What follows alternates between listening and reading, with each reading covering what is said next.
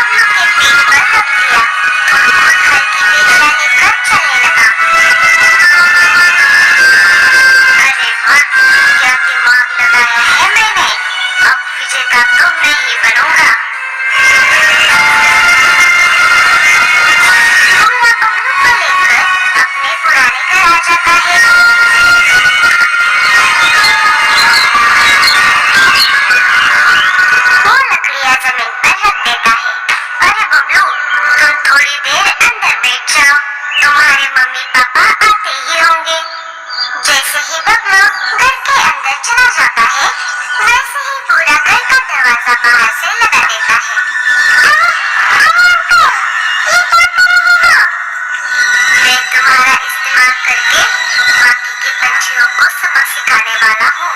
जब तक मेरा काम पूरा नहीं हो जाता तब तक तुम यहीं पर रहोगे। बुरा अपना घोंसला पूरा करने में लग जाता है। वो एक ही दिन में अपना पूरा घोंसला बना देता है। चलो, मेरा घोंसला तो बनके तैयार है। अब बस इन बेरियों से कलर करता हूँ।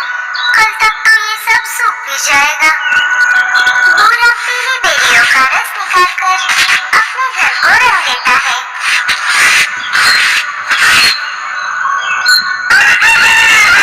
सुबह हो जाती है। हाँ, चलो, मेरा घर तो बनकर तैयार हो गया। अब मैं बाकी पंछियों का काम खराब कर कर आता हूँ। बेचारा बबलू घर के अंदर से ही बूढ़े को आवाज लगा रहा था, लेकिन बूढ़े कौवे को उस पर जरा सी भी दया नहीं आई। वो वहाँ से निकलकर सारे पंछियों के पास आ जाता है। सारे अपने अपने घरों को रंग दे रहे थे। मेरे साथियों, तुम कितना भी मेहनत कर लो, लेकिन मैं तुम्हारे सब काम पर पानी फेरने वाला हूँ। ऐसा कहकर वो तेज उड़ते हुए समंदर की ओर जाने लगा।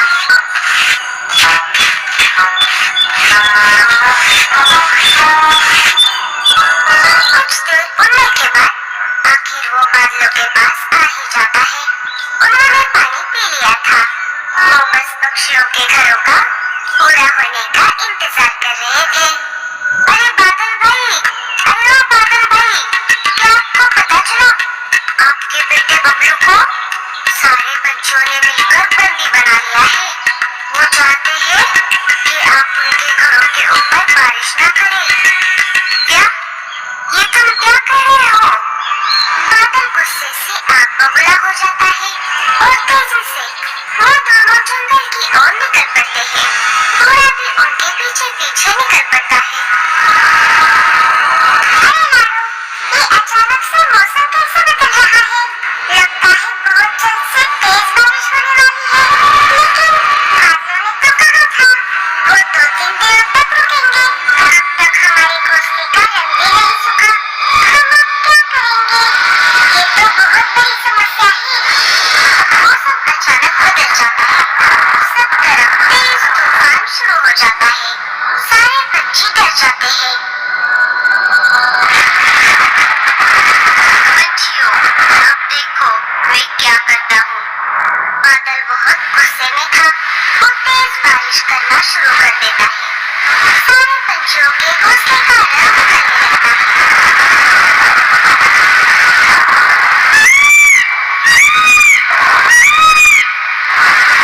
इधर बबलू की माँ बबलू को आवाज देने लगती है। अपनी माँ की आवाज सुनकर बबलू घोंसले का दरवाजा तोड़ देता है और उड़कर अपने मम्मी पापा के पास आ जाता है। मम्मी, पापा, रुक जाओ, आप ऐसा मत कीजिए। इसमें इन बेचारे पंछियों की कोई गलती नहीं है। ये सब इस दुष्ट बूढ़े कौवे ने किया है। बबलू सारी बात अपनी मम्मी पापा को बता देता है। बबलू की बात सुनते ही बादल की समझ में सारी बात आ जाती है। अच्छा, तो ये बात है।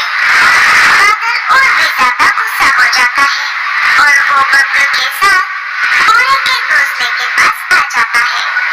बादल बिजली गिराकर बूढ़े कौवे का घोंसला तहस-नहस कर देता है।